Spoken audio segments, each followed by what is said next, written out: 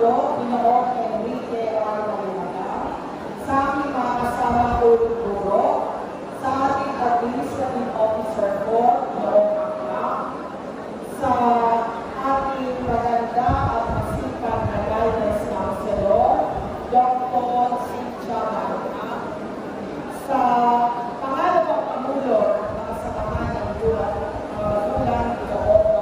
Audencia, at sa ating panauwi pandamal, mga kasama kong guro, mga magulang, mga panauwi at mga mag-aaral sa Baitang 10, isang mapagpalang araw po sa ating lahat.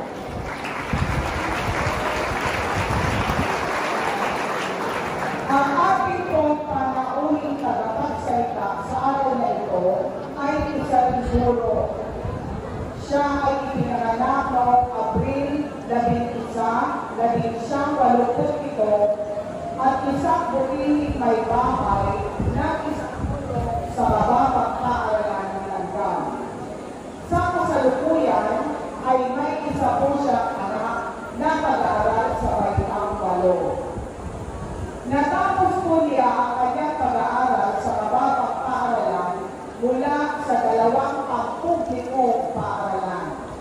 Nagkamit po siya ng unang karangalan sa Baitang Makang 3 mula sa Langgam Elementary School noong Hunyo 1994 hanggang Marso 1997. Nakamit naman po niya ang ikalawang karangalan nang siya ay nagtapos sa Baitang 4. Ikatlong karangalan nang siya ay magtapos sa Baitang 5 at nagkamit ng unang karangalang Banggit nang siya ay nagtapos sa Baitang 6 mula sa Laguna Resettlement Community School noong Hunyo 1997 hanggang Marso 2000. Nakabit po niya ang ika-6 na karangalan sa mataas na paaralan nang siya ay nagtapos sa ika-4 na angkas sa San Pedro Relocation Center National High School noong taong pang-paaralan 2000-2001. Nagtapos po siya sa kolehiyo na may kurso Bachelor of Secondary Education, major in English, sa Polytechnic University of the Philippines, San Pedro, bilang isang Dean's Lister noong Abril 2008. Ipinagpatuloy po niya ang paglinang ng karunungan at kumuha ng Master of Arts in English Language Teaching sa PUP Santa Mesa, Manila na may complete academic requirements noong Enero 2023. Napakarami po niyang nagaluhan at natapos sa pagsasanay sa Special Program in Foreign Language simula noong Hunyo 2018 hanggang Marso 2019. Ang ilan sa mga pagkilalang iginawad sa ating panauwing tagapagsalita sa araw na ito ay ang mga sumusunod. Lucio Tanyan Key Foundation Incorporated and Mr. Ducalitrix Kabataan Pilipino Foundation Incorporated Iskola. News Editor, PUP Campus Star, School Year 2007 to 2008. Division Level English Festival Champion Coach 2016. Intensive Language Training Batch 2, Rank 2 in Region 4A Calabarzon. A special program in foreign language. Sewa Korean Language Assessment, SKA Level 2 ASER, based on international standards language ability. A special program in foreign language, Korean Immersion Program, Institute Language at Kyunghee University, Suwon, South Korea, May 15 to June 8, 2019.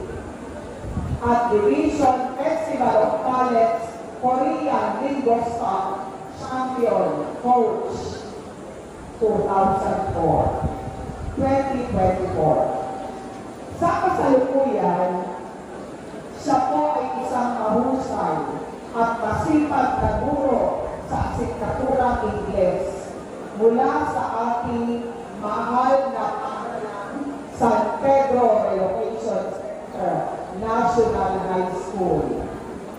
Mga magulang, mga mag-aaral, malugod ko po ipinakikilala sa inyo ang ating panauwing tagapagsalita sa araw na ito.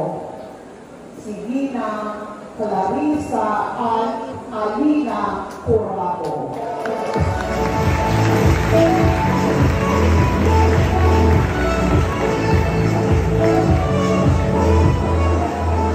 Maraming salamat po. No, ang pinaka natatandaan ko nung ako ay pumasok sa San Pedro Relocation Center National High School, kami noon ay may entrance exam. Bago kami makapag-grade 7, meron kami entrance exam. At meron kaming tuition fee. May binabayaran kami. Mahaba ng pila namin. No? Pero that particular time, biglang nabago yung batas. Parang pinagalit sa amin yung binayad namin. No? So, nag-umpisa na doon sa kanya yun. Yung naging libre na ang inyong pag-aaral. So, pagdating namin sa Soccer Nights, ang unang-una namin naging advisor ay si Ma'am Osha. Si Ma'am Osha ay kahit vacant period na hindi siya naalis ng room. Nandun siya lang siya nag-check. Dami siya yung kita. Notebooks, mga pieces. Para sa akin, naging most memorable ang grade 7 kasi ay yung unang naging ko sa Soccer Nights. Galing sa elementary. So si Ma'am Osha at that time, naging memorable sa amin kasi napakahirap makaipon ng points sa mathematics. At pag hindi nakasagot, tatayo. Hindi maubos kami lahat. Mga section lang yun, pero maubos kami lahat. Pahirapan maka-earn ng 2 points. At pag hindi naglinis ng room, minus 10 points. Ayan. Gusto niya pag lumakad siya, mas makakasalamin siya sa dinadaanan ng sabi. At bawat kami mali, dapat mauunahan namin siya sa pagdating. Ganon ang disiplina na in-instill sa amin, hindi Osha. At ako ay naboto ng aking mga pag-aaral ng Pangulo. Ako ay naging president ng aming class. So medyo mabigat yung naging responsibility ko during that time sa aming class. But then,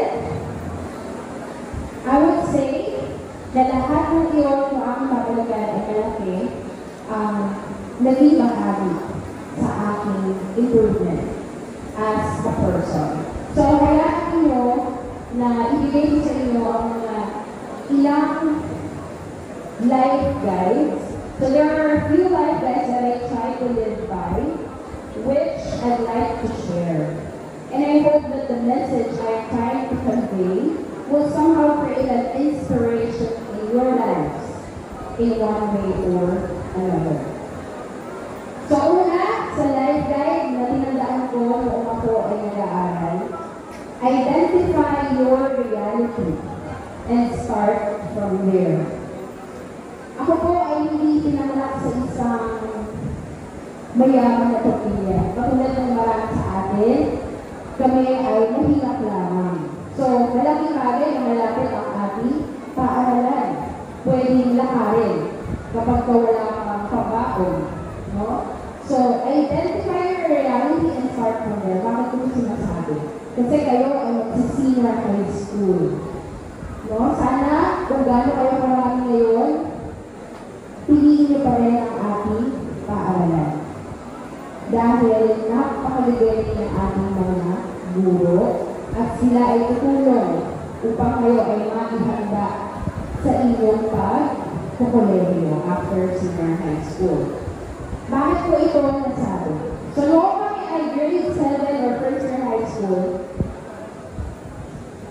si Ma'am Ori siya nagkaroon. Hindi yung usual na 1 to 50, pipili ka ng A, B, C, D, mag-compute ka, pipili ka ng sagot. Hindi. So mag-memorize ka na lahat ng formula. Tama ba ito? Paano ba ito complete? Pagdating ng exam, tatlo lang yung tanong niya. Tatlong worded problems. At pag nakita mo yung tanong niya, parang sabihin ka, ba ako pagdating? Kasi parang hindi ko may apply yung gawin ng memory. So, kasi kailangan ng comprehension. So, bakit ko pinag-iihin mag-aral ng English? Kasi gusto ko bumalik din sa mathematics. Yan. So, bakit ko ito sinasabi sa inyo? Nung ako ay parating sa Polytechnic University of the Philippines, San Pedro branch, pinili ko mag-major in English. Kasi sabi ko, ay wala naman. English na lang ang subjects ko. Yan. Pagdating namin doon, nagulat ako, meron kami college algebra. Meron din kami statistics. The group of English majors, hindi namin in-expect na yung pinag-aralan namin nung kami ay grade 7 ay babalik sa kolehiyo. At dahil nakinig kami kay Ma'am Ursha at sa iba pa namin mga guro sa iba't ibang asignatura, sa English majors, ilan lang kami na mga check-up na i-recognize ng aming teacher kasi hindi siya makapaniwala na meron pa lang mahuhusay pagdating sa mathematics sa English majors. So nagpapasalamat ako ng malaki sa ating mga naging guro na nagpapasalamat o siya. So inisip ko siguro hindi pala ako nakinig ng time na yun, no? Ang hirap. So kayo, dahil hirap kayo sa ibang subject, pagbutin nyo ba rin? Pag-aralan pa rin mabuti. Kasi nagugulat kayo, pagkukuha na kayo ang course, nag-do yung mga courses na mahirap. And then, mga subjects na mahirap. So, another that I would like to share to you, we are only in competition with ourselves, not with anyone else. Do not strive for recognition. Instead, strive for fulfillment. Kasi kadalasan nyo, yung mga bata nalulokot kapag hindi with honors, kapag hindi nabigyan na medalya. Pero dapat, ma-identify natin, what is your real purpose kung bakit ka nag-aaral? Huwag lang ito for recognition. You need to identify ano yung essence bakit ka nag-aaral. So, let us not try to impress other people, establish a purpose in life. Do not be afraid to start. Be afraid of staying in your comfort zone. Because there is no growth in there. Failure is a gateway to personal growth and self-discovery. I've always found myself in situations I didn't request. Ito na lang din sa aking pangalan, nagkakaroon ng pagkakaroon na makapag-aral ng special program in foreign language in Korean at mahaba-haba ang pinag-aaral ng Minister Sheta para madala sa ating paaralan ang subject nito. So kami online nagta-travel mula madaling araw, 4 a.m. para makalit kami sa Pasita, makahabang kami sa sasakyan namin sa PGC. At umuwi kami sa aming bahay ng 10 ng gabi. At ang aming mga pinag-aaralan, napakahirap. So, nung nag-apply kami doon, sabi ko, okay lang, sama ko sa mga teacher nito. Kasi gusto ko kami yung teacher nito. At saka, kailangan dalawang teachers. So, nag-aarap ng mga kasama sa mga hindi na malaki para kayo mag-teacher. Hindi pasok yung mga age na kita namin kasama. Tapos kami sa mga requirement dapat taga dito. Sa school na to, malapit na katara. So, ako talaga yung nakasama. So, wala yung gustuhan na sumama, pero pinaligat kami namin sa interview. Napili kami ng mga konsyenta sa buong Laguna, tayo lang ang may formula language. Pagdating ko doon, sabi ko, okay, nandito na kami, nakakapili na kami. Siguro naman kahit nag-a-adjust pa lang ako, okay lang. Kasi bago talaga sa akin yung language. Sila kung siya lang siya may background siya, alam nila talaga kaya gusto niya mag-asal. So nandito ako, pinapakalat sa amin mga test results namin. Ang baba ng results ng sabi. Tapos, sabi ko, sige, okay lang yun kasi sinama ko lang tayo sa mga check-in. Pero, hindi ko alam na sinisend pala yung grades namin sa aming principal. So, nung nalaman ko na sinisend sa principal, syempre parang break up lang ko rin ako. Nandito ka to represent sa Federal Education Center National High School. So, dapat, nandito ka na, gaminan mo. No? So, during that particular time, the second quarter ng aming pag-aaral, noong unang quarter kasi parang nasa dulo ko lang ako. Second quarter ng aming pag-aaral, nagsulikap ako, nag-gugupit na naman.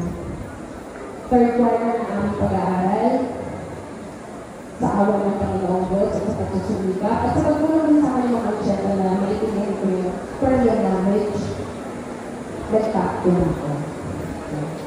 And unknowingly, dahil sa enjoy ko na rin ang pag-aaral ng Korean, hindi namin nila-expect na rin ako mag-check-up, surprisingly, sa third quarter, ako yung naging top 1. Pero nag-averaging kami, syempre, first report would matter. At nakakatuwa na i-share sa inyo na kaming dalawa, pinilala as top 1 and top 2, ako yung top 2, sa buong kalabay doon. Yeah. So,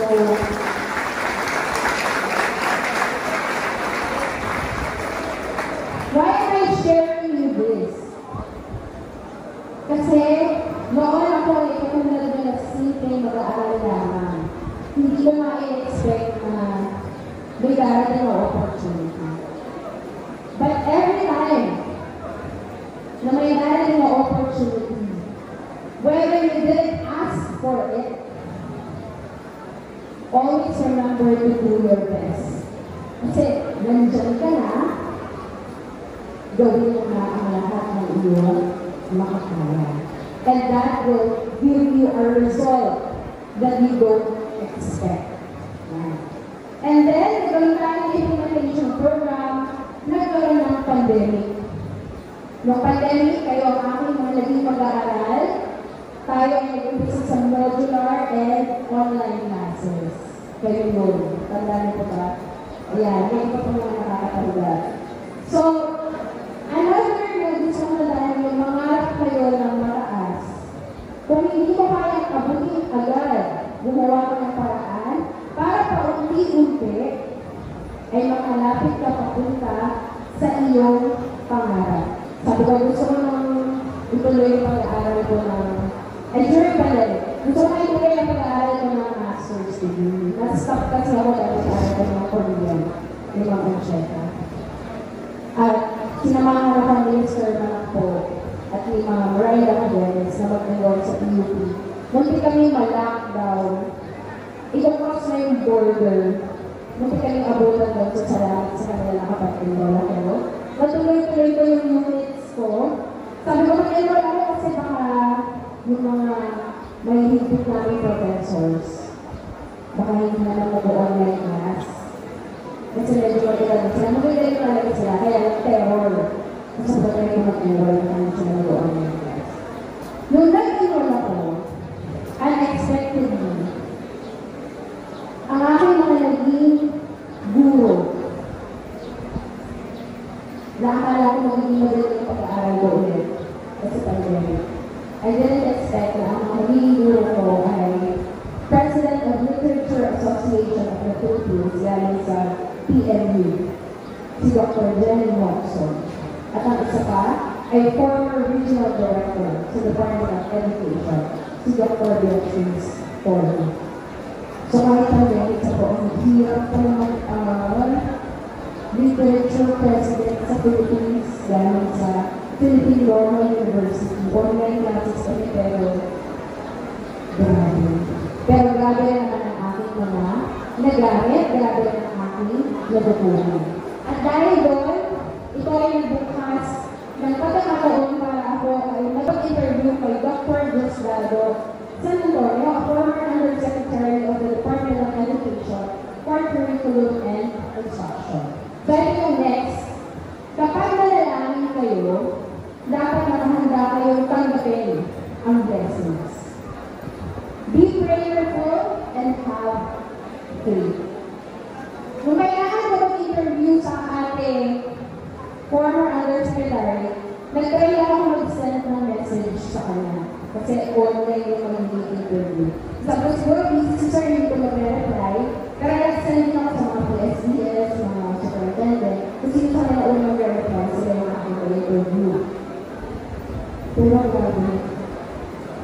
Wala pang 30 minutes, nag-reply si Dr. Gustavo San Antonio. Sabi niya, sige, interviewin mo ako within 30 minutes. So, na ako nag-bihis. Yung mga questions ko, pinagilap ko. And on the spot, ako nagaling sa Federal Relations International High School, hindi ko imagine na minsan sa buhay ko ay makakapag-interview ako ng dating Under Secretary ng Department of Education. So yung mga skills na naipon ko mula sa aking elementary, high school at college, magamit ko sa puntong ilo.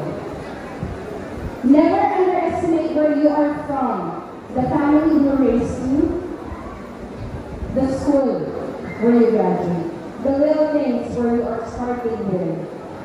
I used to feel inferior of those who graduated from prestigious high schools and universities. Para sa inyong kaalaman, bago ako maging guro, nagtrabaho muna ako sa isang private company, call center. Sa call center, marami akong kilala, mga graduate ng University of Santo Tomas, University of the Philippines, mga graduate ng Ateneo, mga anak ng General, mga unang pasok pa lang namin sa work, dahil sila agad kotse, kasi reward ng parents nila. Ako galing ako sa Barangay Langgam, sa Pedro Laguna, nag-aral sa Federal Relations Center National High School. So, napinalala ko sa nila sa post-practice. Sabi nila, German yung school mo, kaya hindi. Pinaikisilan mo na sa Federal Relations Center National High School. And I was proud. Kasi eventually, bumilang ka mga taon, nagkaroon ng promotion. Isa ako, kasama ko yung mga taga-Ateneo at University of the Philippines. 2 beses ako na-promote. No? So, kung kaya ko, kaya mo. At mas kaya mo pa, higitan. Kung akala na simple lang kayo, sa tulong ng Panginoong Diyos, wala imposible.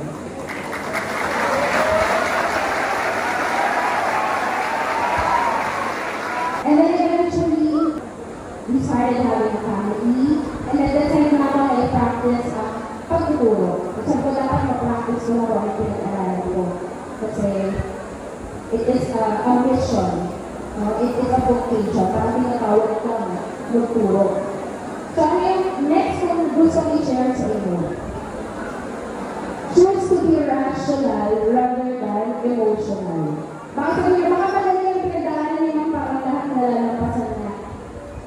Pag sinabi natin be rational, dapat pagkailangan nyo yung understanding, yung reasoning. Imbis na yung mga emotions. Bakit ko yung sabi ko? Nung ako ay grade 10 or 4th year high school, wala akong award na kalungkot. Kaya lang, that time, my mother was diagnosed with stage 4 cancer. So, medyo mahirap talaga para sa akin yung time na yun na mag-aral. But then, naalala ko ilan sa mga group of teachers noon. Nakapila yung mga klase ko, bigay ng card. Nagbibigay sila ng advice sa mga klase ko. Sabi nila, o ikaw mag-doctor ka, ikaw mag-teacher ka, ikaw mag-aral na sa ganito. Pumila ko doon. Kahit alam ko, may pagkukulang ako sa pag-aaral ko ng taon na yun. Kasi gusto ko marinig kung sasabihin yung guro ko. Surprisingly,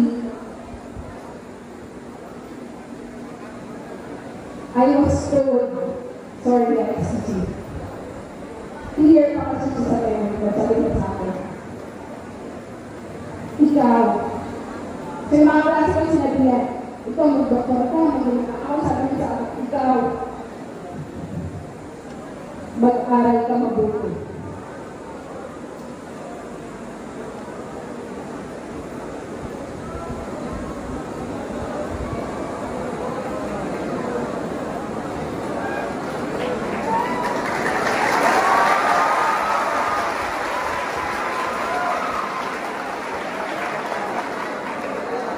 At sinabi niya sa akin dahil na hindi ako naging performer during that grade level.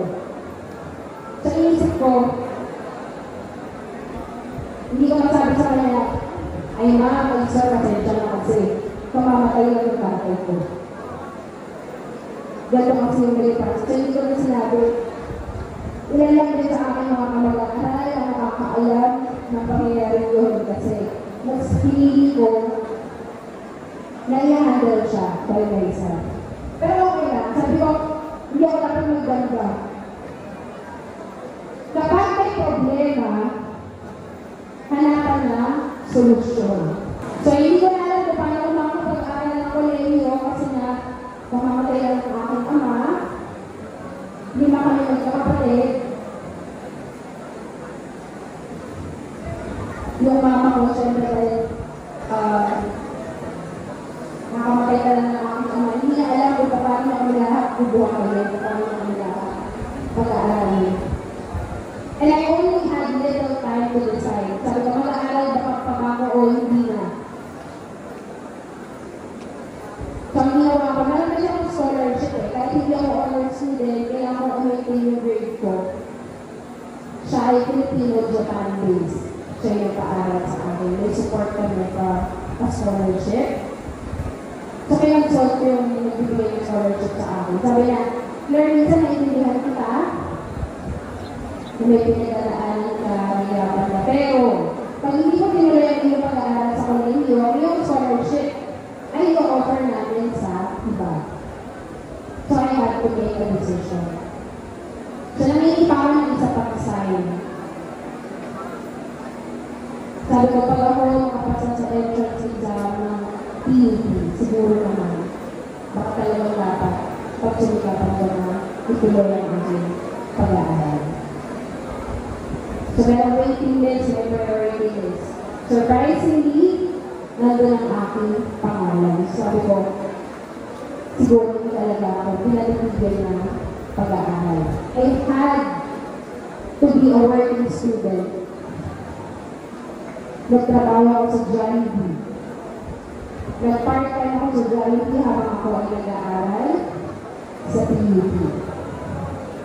Mahirap mag-aaral na nagtatrabaho dahil 7:30 na umaga, school ka, hanggang 3:30. 4 o'clock, nagtatrabaho ka hanggang 12. Pinapasok din ulit. At lahat ng 4 taon ng kolehiyo. No? Ay kailangan ko ng working student. But then, may awa ang Panginoon Diyos. Nakatapos ako ng pag-aaral.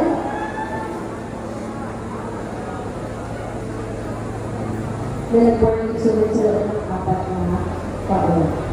So, ano yung matatandaan natin dapat yun? Take some time to heal, but when you're healed, go right back to where you are headed. So, kung hindi naramdaman ka, okay lang, take your time. Magkamulat ka na konti, pero bumalik ka kung saan ka dapat kapunta. Mag-set ka ng your goals.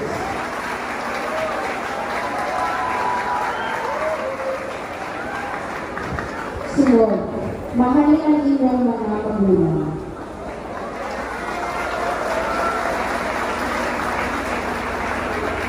Kahit gaano kataas o kahit gaano kalayo ang inyong narating ay huwag nilang hahamakin ang inyong mga magulang.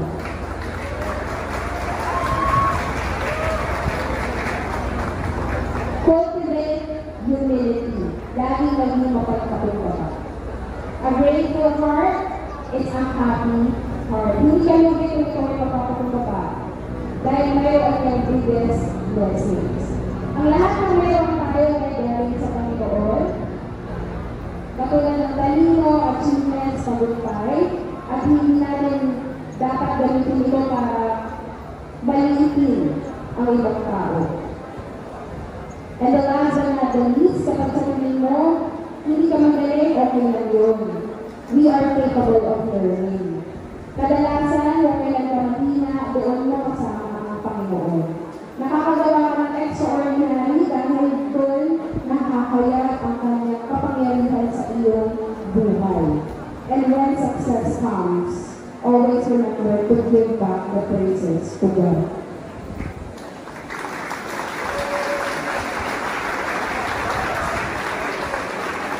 Today, I am given the opportunity to speak in front of you, which I consider as a very special chance to be able to try to share a little spark of inspiration, but also it occupies a weight on my shoulders as I understand the responsibility that I have in the life of our future generations.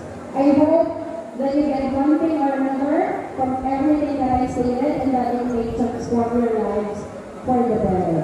Nawa ang lahat ng ito ay mahubog kayo bilang mga kabataang Pilipino para sa matatag na kinabukasan ng bagong Pilipinas. Maraming salamat.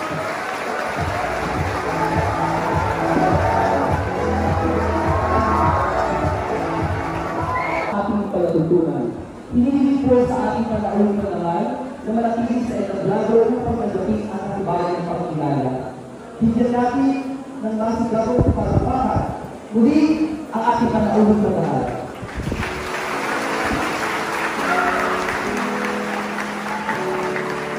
Ngayon po at pinatawagan ang ating guro-guro, Ginoong Enrique R. Alibata, hindi ang ating pagsamay ng kagaparanhan ng mga palagan.